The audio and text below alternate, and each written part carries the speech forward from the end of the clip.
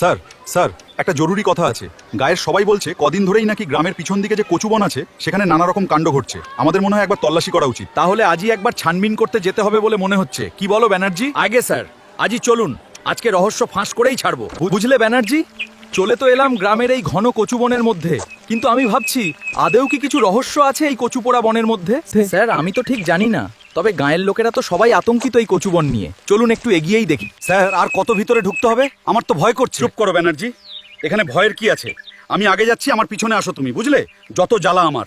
Sir কিসের যেন একটা আওয়াজ পেলাম। ও স্যার, আমার ভয় করছে, বাড়ি চলুন। থামো, আমায় দেখতে দাও কি হচ্ছে ওখানে। স্যার ওই দেখুন, কচু পাতাগুলো কেমন হঠাৎই নড়ছে। স্যার আমার মনে হয় ওখানেই কিছু আছে, আমাদের একটু সাবধানে এগিয়ে দেখা উচিত। কি এমন জিনিস পাতাগুলোকে নাড়াচ্ছে?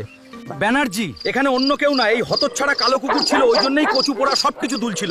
সর্বনাশ স্যার, আপনি তো সেই কালো কুত্তার গু মারিয়ে দিয়েছেন। হতচ্ছাড়া কুকুর, তোর জন্য আমাদের এত নাজেহাল হতে হলো, তোকে আমরা ছাড়বো না। দাঁড়া বলছি। স্যার কালো কুকুরটিকে ধরতেই হবে, শয়তান কুকুর সারা বাগানে সব নোংরা ছড়িয়েছে।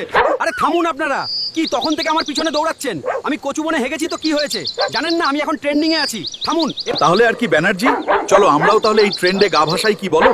আজকাল সবকিছুতেই কেমন একটা নতুন হাওয়া লেগেছে, তাই আমাদেরও একটু তাল মিলিয়ে চলতে হবে। হেগে গেল কালো কুকুরে, কচু বনে হেগে গেল কালো কুকুরে। নগেনের মামার লো বাড়ি ঢেকির মুগুরে, নগেনের মামার লো বাড়ি ঢেকির মুগুরে। কচু বনে হেগে গেল কালো কুকুরে, কচু বনে